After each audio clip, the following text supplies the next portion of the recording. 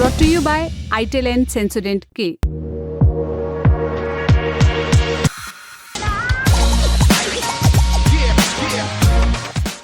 मणिपुर में 21 महीने से जारी हिंसा, 250 से ज्यादा मौतें और हजारों लोगों के विस्थापित होने के बाद प्रदेश के मुख्यमंत्री नोंग थोम्बाम बीरेन सिंह को इस्तीफा देने का ख्याल आखिरकार आ ही गया। 9 फरवरी को वो चार्टर्ड प्लेन से दिल्ली पहुंचे। गृह मंत्री अमित शाह और भाजपा के राष्ट्रीय अध्यक्ष जगत प्रकाश नड्डा से मुलाकात की, वापस इम्फाल पहुंचे और राज्यपाल अजय भल्ला से मिलकर के उन्हें इस्तीफा सौंप दिया।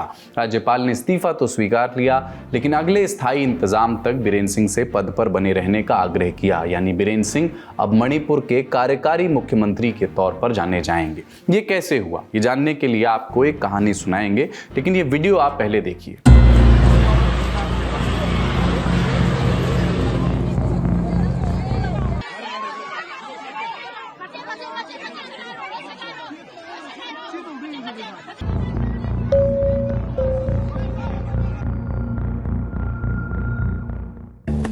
बस पैक नहीं है। SLS पैराफिन और दूध का करंट भी कौन? तो लाइफ का करंट ऑन। कुछ भी तू ट्राई करके देख ले। सेंसोडेंट के टूथपेस्ट फॉर सेंसिटिव टीथ। ये वीडियो 30 जून 2023 का है। कहानी ये है कि बीरेन सिंह अपने समर्थकों के साथ राजभवन जा रहे थे। उनके हाथ में इस्तीफा था। सिर पर इल्जाम था कि वो मई 2023 से चल रही हिंसा को रोक नहीं पा रहे हैं। विपक्षी उनका इस्तीफा मांग रहे थे। तो इस दिन अपने विरोधियों को चुप कराने के लिए बीरेन सिंह पैदल ही राजभवन की ओर निकले। आवास पर ही उन्हें उनके अपने मैतेई समाज की महिलाओं ने घेर लिया, जो उन्हें इस्तीफा देने से रोकने लगी, नारे लगाने लगी। आखिर में एक महिला ने बीरेन सिंह के हाथ से इस्तीफे का कागज छीन करके उसको फाड़ दिया। मुख्यमंत्री अपने घर वापस चले गए। आलोचकों ने कहा कि यह बीरेन सिंह का राजनीतिक थिएटर था, जिसके जरिए वो केंद्र पर दबाव बनाना चाहते थे।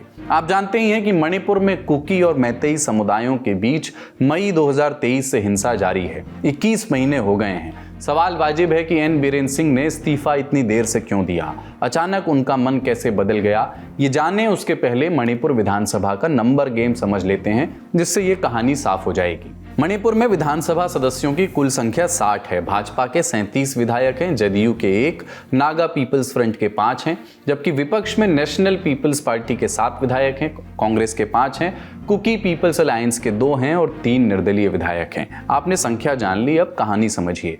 3 फरवरी 2025 इस दिन भाजपा नेता और मणिपुर ग्रामीण विकास और पंचायत राज मंत्री युमनाम खेमचंद सिंह नई दिल्ली पहुंचे। खेमचंद सिंह बीरेन सिंह के दुर्विरोधी माने जाते हैं पार्टी में ही। उनकी दिल्ली में भाजपा नेतृत्व के साथ मीटिंग हुई, जिसमें खेमचंद सिंह ने चेतावनी दी कि यदि मुख्यमंत्री नहीं बदला गया तो सरकार गिर सकती है। 4 फरवरी 2025 ऐसी ही कुछ चेतावनी राज्यपाल अजय भल्ला ने दी। उन्होंने केंद्रीय गृह मंत्री अमित शाह से मुलाकात की और सूचना दी कि विधानसभा के 10 फरवरी से जो सत्र शुरू होने वाला है, उसमें बड़ा फेरबदल हो सकता है। दरअसल इस समय विपक्षी खेमा बीरेन सिंह की सरकार के खिलाफ अविश्वास प्रस्ताव लाने की तैयारी कर रहा था। कहने को तो विपक्ष के पास नंबर कम था, लेकिन अंदर खाने हुई घटनाओं ने इस नंबर गेम को पलट दिया था। कुकी समुदाय से आने वाले भाजपा विधायकों और कुछ मैतेई समुदाय के भाजपा विधायकों ने बीते कुछ मौकों पर मौजूदा सरकार और मुख्यमंत्री से नाराजगी जाहिर की थी। 18 अक्टूबर 2024 को 19 भाजपा विधायकों ने प्रधानमंत्री मोदी को पत्र लिख करके मुख्यमंत्री को हटाने की मांग भी की थी।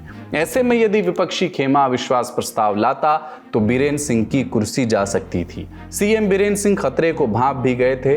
तभी 31 दिसंबर 2024 को मीडिया से बात करते हुए बीरेन सिंह ने राज्य की जनता से माफी भी मांगी थी। लेकिन इस खतरे का असल परिमाण समझ आया फरवरी 2025 के पहले हफ्ते में, जब मणिपुर विधानसभा स्पीकर थोकचोम सत्यव्रत सिंह दिल्ली आए। सत्यव्रत सिंह, जो खुद बीरेन सिंह के आलोचक माने जाते रहे हैं, उन्होंने जेपी नड्डा से मुलाकात की, सूचना दी कि बजट सत्र में विपक्ष अविश्वास प्रस्ताव लाने वाला है। इंडियन एक्सप्रेस में प्रकाशित लिज मैथ्यू और सुकृता बरुआ की रिपोर्ट के मुताबिक इस मीटिंग में भाजपा अध्यक्ष ने सत्यव्रत सिंह से पूछा कि क्या अविश्वास प्रस्ताव रोका जा सकता है। जवाब में स्पीकर ने असमर्थता जताई।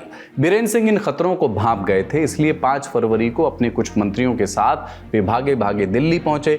इंडियन एक्सप्रेस की खबर के मुताबिक गृह मंत्री अमित शाह से मिलने का समय उन्होंने मांगा, लेकिन समय नहीं मिला।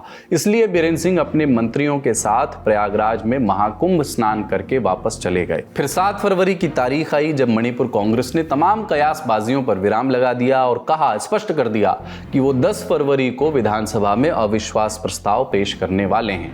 8 फरवरी को एक तरफ दिल्ली विधानसभा चुनाव के नतीजे आ रहे थे और दूसरी तरफ बीरेन सिंह के फोन की घंटी घनघना रही थी। ये फोन भाजपा के शीर्ष नेतृत्व से था, संदेशा साफ था, दिल्ली आ जाइए। इसी दिन दिल्ली एयरपोर्ट पर बीरेन सिंह का चार्टर्ड प्लेन उतरा, लेकिन इस दिन मीटिंग नहीं हुई। मीटिंग मुकर्रर हुई अगले दिन 9 फरवरी को। 2 घंटे वार्ता चली और बीरेन सिंह का इस्तीफा पक्का हो गया। लेकिन कारण क्या है कि जो भाजपा लंबे समय तक बीरेन सिंह को बचा रही थी, वो एक झटके में उन्हें कुर्सी से हटाने के लिए तैयार हो गई। सूत्रों के मुताबिक बीते कुछ वक्त से बीरेन सिंह की साख में गिरावट आई है और उसका एक बड़ा कारण है एक ऑडियो टेप। 48 मिनट का ये ऑडियो टेप अगस्त 2024 में वायरल हुआ। दावा किया गया कि ये ऑडियो मणिपुर के मुख्यमंत्री एन बीरेन सिंह का है। इस अनवेरिफाइड टेप को हम आपको सुना नहीं सकते हैं, लेकिन इसमें एक व्यक्ति बम का इस्तेमाल करने के पक्ष में बात करता हुआ नजर आ रहा है। उसकी बातें कुकी समुदाय के खिलाफ नफरत से भरी हुई हैं। वो उनकी संख्या बढ़ने, सरकारी नौकरियों में कुकी समुदाय की हिस्सेदारी बढ़ने पर रोष प्रकट कर रहा है। कुकी समुदाय के 10 विधायकों ने 21 अगस्त 2024 को साझा बयान जारी करके दावा किया कि टेप में आवाज मुख्यमंत्री एन बीरेन सिंह की है। बीरेन सिंह और उनके समर्थकों ने इसे खारिज किया और कहा कि इसे आर्टिफिशियल इंटेलिजेंस की मदद से, AI की मदद से बनाया गया है। एक संस्था है Kuki organisation for human rights trust. इसने एक स्वतंत्र जांच की मांग करते हुए सुप्रीम कोर्ट में याचिका लगा दी। 3 फरवरी 2025 को सुप्रीम कोर्ट ने केंद्रीय फोरेंसिक साइंसेस लेबोरेटरी CFSL को ऑडियो टेप की जांच करने का आदेश दिया। कोर्ट ने सरकार से इस रिपोर्ट को सीलबंद लिफाफे में 24 मार्च 2025 तक जमा करने को कहा है।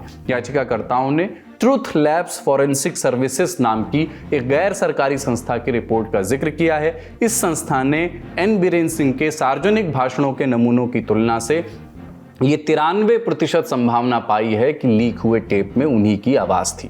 लेकिन ये टेप आने के बाद बवाल बढ़ चुका था। भाजपा विधायकों ने खुलेआम बीरेन सिंह के विरोध में बयान देना शुरू कर दिया और इस्तीफे की मांग भी कर डाली। जानकारों का मानना है कि इस वजह से बीरेन सिंह के पक्ष में स्थितियां और खराब होती गईं।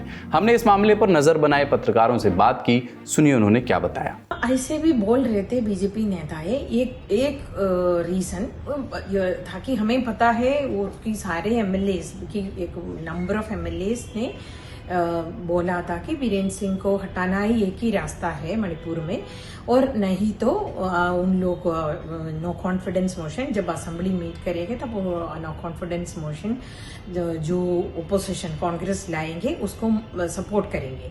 एक तो that was the major reason. But ये जो सुप्रीम कोर्ट ने जो फॉरेंसिक CFSL से जो बोला है कि उसका जो ऑडियो टेप कुकी ऑर्गेनाइजेशन ने बोला था इनकी आवाज है इनको, जिसमें उन्होंने वायलेंस के लिए थोड़ा सपोर्ट किया था, वो उसकी ऐसे वेरीफाई करके आके इनकी गलती माने तो it would have been a big embarrassment for the party.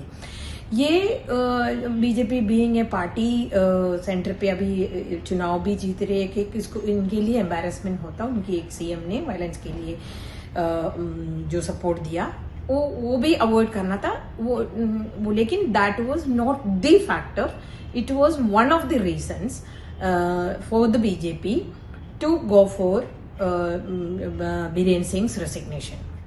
ये तो बीरेन सिंह के जाने की कहानी हो गई। मणिपुर में अब क्या होगा, नया मुख्यमंत्री कौन हो सकता है? ऐसे देखें तो 3 नाम चल रहे हैं और इनमें से 2 नाम वो हैं जिन्होंने भाजपा लीडरशिप से मुलाकात की, यानी युमनाम खेमचंद सिंह और थोकचोम सत्यव्रत सिंह, और तीसरा नाम है थोंगम बिस्वजीत सिंह का, जो इस समय सरकार में पर्यावरण, वन, जलवायु परिवर्तन, ऊर्जा, कृषि और विज्ञान मंत्री हैं। खबरें बताती हैं कि खेमचंद सिंह और बिस्वजीत सिंह साल 2022 में मुख्यमंत्री बनने की लाइन में थे, लेकिन बीरेन सिंह बाजी मार ले गए थे। एक संभावना यह भी है कि मणिपुर में राष्ट्रपति शासन लग जाए। पार्टी से जुड़े सूत्र बताते हैं कि बीरेन सिंह के नाम पर भाजपा के अधिकांश विधायकों को राजी करना ज्यादा आसान था नए मुख्यमंत्री के नाम पर ऐसी सहमति मिलेगी या नहीं, इसकी कोई गारंटी नहीं है। वहीं कुकी संगठनों ने भी डिमांड की है कि मुख्यमंत्री नियुक्त न करके राज्य में राष्ट्रपति शासन ही लगा दिया जाए। कमिटी ऑन ट्राइबल यूनिटी ने भी ऐसी ही डिमांड सामने रखी है। कारण गिनाया है कि चूंकि नए मुख्यमंत्री को मणिपुर के मैतेई बहुल घाटी के इलाके से ही चुना जाएगा,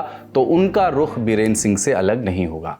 मणिपुर में राष्ट्रपति शासन लगाना पड़ेगा कि बीजेपी अपना एक सीएम कैंडिडेट को इमीडिएटली, उनके अभी बातचीत चल रहे, वो एक नेता को अभी कंसेंसस करके चुन नहीं हो गए तो they will have to go for presidential rule in the state. लेकिन बीजेपी आइडियोलॉजिकली बीजेपी को 356 मतलब imposition of presidential rule, they don't support और they don't favour it much. उनको इतना अच्छा नहीं लगता कि अब हमको पता है बीजेपी ने हमेशा राइट फ्रॉम प्रधानमंत्री to every minister to party हमेशा कांग्रेस को इसी में क्रिटिसाइज करते हैं कि मिसयूज किया 356। इसलिए बीजेपी ने प्रेसिडेंशियल रूल के अलावा उधर एक नेता को चुन के, वो भी कंसेंसस के ऊपर, नहीं तो हमको पता है मणिपुर में इतना तो इश्यू हो गया, कुकीज नागाज वैसे ही इश्यू होगा। इसलिए एक नेता को चुनने के लिए अभी पार्टी का डिस्कशन चल रहे हैं। अभी पार्टी नेता बोल रहे हैं कि हम कोशिश कर रहे हैं कि जल्दी एक नेता को कंसेंसस के ऊपर चुन ले कि and that person can take over as chief minister. अभी Birendra Singh is continuing as caretaker, उनके जगह पे एक नया सीएम को लगा सकते हैं।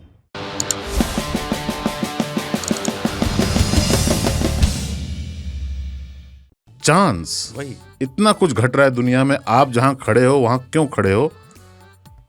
Chance, luck, lottery. कसम से क्या प्रोग्राम दिखा दिया भाई। करुणानिधि ने अपने बेटे का नाम स्टालिन रख दिया। यार काहे आदमी होशो हवास में रखेगा अपने बेटे का नाम स्टालिन? किसी खलनायक के नाम पे। अमरीश पुरी नाम का लड़का नहीं मिलता आजकल आपको। मैं तो अपनी पूरा किताब कॉपी से भरा बस्ता ही बेच दिया था। आगे बोलते गायब हो गया और 1.5 रुपया में बेच दिए थे, जबकि बस्ते की कीमत उसमें 10-12 रुपये रही होगी। कॉपी किताब से भर। एक बार फिर से हंसिएगा वैसे।